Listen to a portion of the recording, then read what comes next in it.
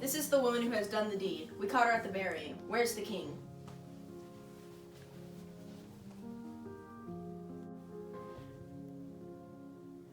Back from the house again, just where he is needed. What must I measure up to? What has happened? Lord, one should never start off anything. Afterthought makes the first resolve a liar. I could have vowed I wouldn't come back here after your threats, after the storm I faced. But joy that comes beyond the wildest hope is bigger than all other pleasures known. I'm here, though. I swore not to be, and I brought this girl. We caught her burying the dead. This time we didn't need to shake the lots. Mine was the luck, all mine.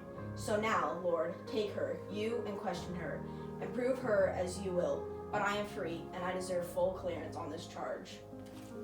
Explain the circumstances of the arrest. She was burying the man. You have it all. Is this the truth? And do you grasp its meaning? I saw her burying the very corpse you had forbidden. Is this adequate? How was she caught and taken in the act? It was like this. We got back again, struck with those dreadful threatenings of yours. We swept away the dust that hid this corpse. We stripped it back to that slimy nakedness, and then we sat to the windward on the hill so as to dodge the smell. We poked each other up with growling threats if anyone was careless of his work. For some time this went on till it was noon. The sun was high and hot. Then from the earth up rose a dusty whirlwind to the sky, filling the plain, smearing the forest leaves, clogging the upper air. We shut our eyes, sat, and endured this plague the gods had sent. So the storm left us after a long time. We saw this girl, she cried. The sharp and shrill cry of a bitter bird, which sees the nest bare, the young birds lay.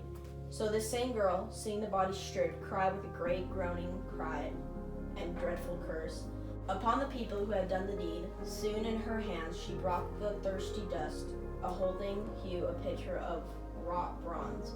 She poured the 3 libations for the dead. We saw this and searched down. We trapped her fast, and she was calm. We taxed her with the deeds, both past and present. Nothing was denied, and I was glad, and yet I took it hard. One's own escape from trouble makes one glad. But bringing friends to trouble is hard grief. Still, I cared less for all these second thoughts than for the fact that I myself am safe. You there, whose head is drooping to the ground. Do you admit this, or deny you did it? I say I did it, and I don't deny it. Take yourself off wherever you wish to go, free of heavy charge. You, tell me, not at length, but in a word. You knew the order not to do this thing? I knew, of course I knew. The word was plain. And still you dare to overstep these laws? For me, it was not Zeus who made that order, nor did that justice who lives with the gods below mark out such laws to hold among mankind.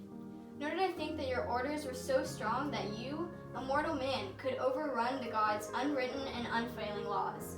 Not now nor yesterday's, that they always live and no one knows their origin in time. So not through fear of any man's pride spirit would I be likely to neglect these laws, draw on myself the gods' sure punishment. I knew that I must die. How could I not? Even without your warning, if I die before my time, I say it is a gain. Who lives in sorrows, many as mine? How shall he not be glad to gain? To gain his death, and so for me to meet this fate, no grief. But if I left that corpse, my mother's son, dead and unburied, I'd have cause to grieve, as how I grieve not. And if you think my acts are foolishness, the foolishness may be in a fool's eye. The girl is bitter. She's her father's child. She cannot yield to trouble, nor could he. These rigid spirits are the first to fall. The strongest iron hardened the fire, most often ends in scraps and shatterings. Small curs bring raging horses back to terms, slaves to his neighbor. Who can think of pride? This girl is expert in her insolence when she broke bounds beyond established law. Once she had done it, insolence, the second to boast her doing. And to laugh at it. I am no man. And she, the man, instead, if she can have this consequence without pain. She is my sister's child, but were she of closer kin than any at my hearth, she and her sisters should not escape their death and doom. I charge as many too. She shared the planning of this burial. Call her outside. I saw her in the house, maddened, no longer mistress of herself. The sly intent betrays itself sometimes. Before it, the secret plotters working their wrong. I hate it too when someone caught in crime then wants to make it seem a lovely thing. Do you want more than my arrest and death? No more than that, for that is all I need. Why are you waiting? Nothing that you say fits with my thoughts. I pray it never will, nor will you ever like to hear my words. And yet what greater glory could I find than giving my own brother a funeral? All these would say that they proved my act. Did fear not. Mute them, a king is fortunate in many ways, and most that he can act and speak at will. None of the others see the case this way. They see and do not say. You have them cowed.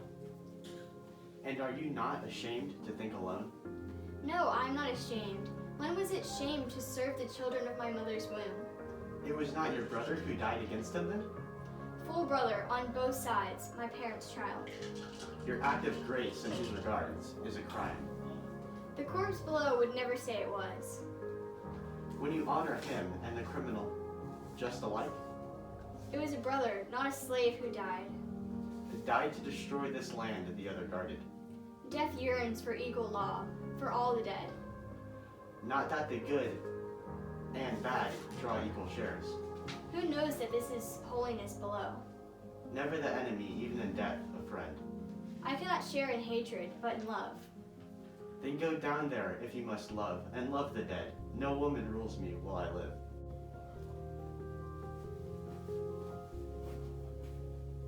Look there! Ismene is coming out. She loves her sister and mourns with clouded brow and bloody cheeks, tears on her lovely face.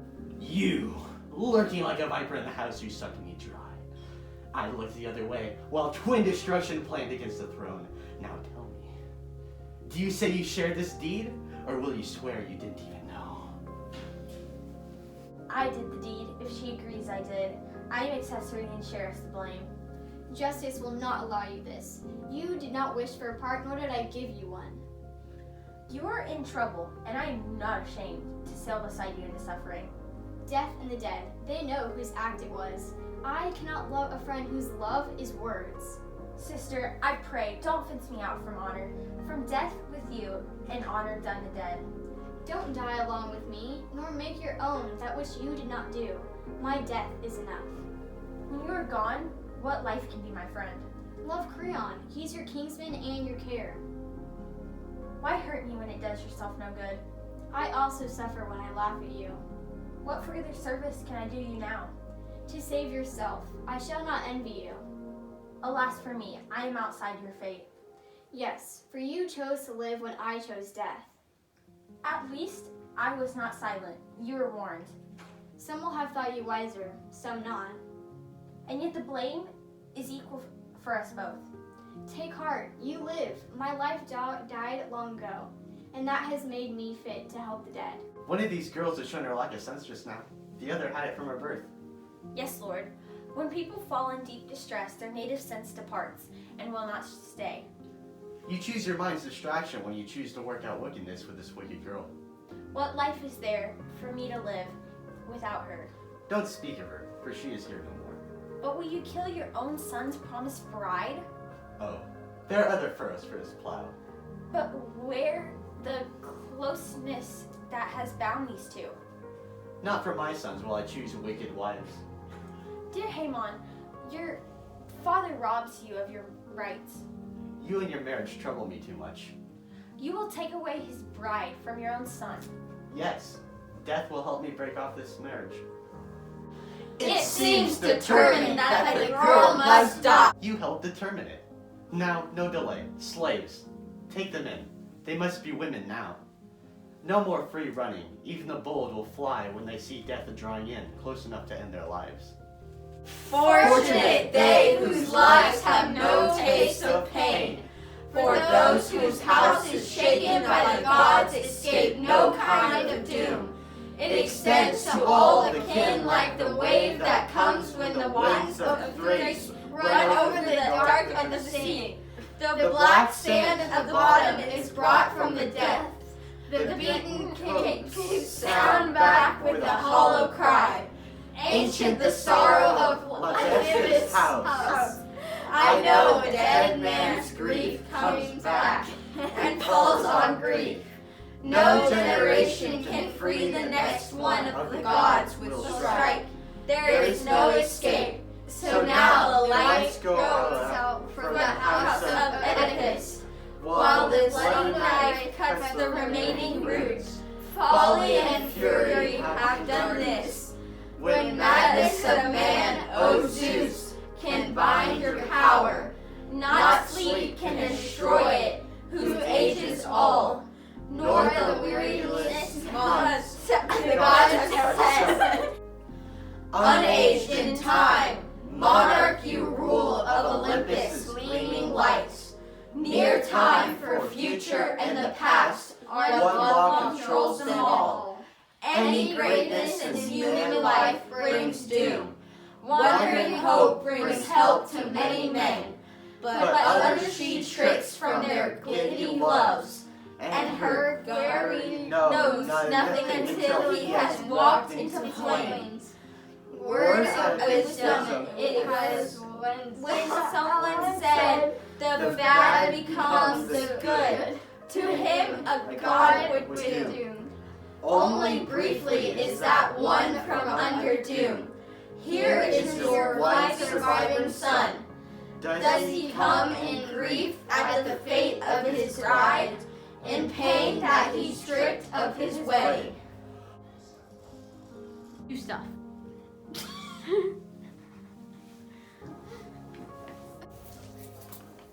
I'm a dance major. 5, 6, 7, 8. 2, 7, 8. Turn. Wait, what's that from? Turn. Yeah, what is that Oh, from? You don't know what that's from? It's No. from Monsters University. Yes, of course. Monsters University. Sorry. It's a And I'm a dance major. 5, 6, 7, 8. 2, 7, 8. Turn. You need to turn.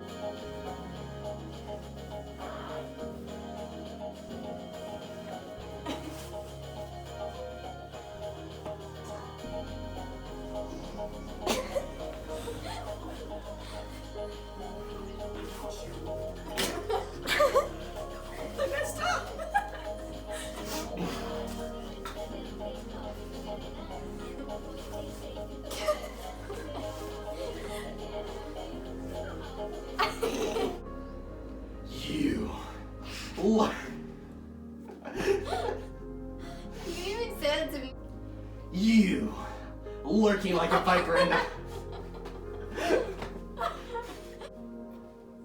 Fun over Dance there. for us. No.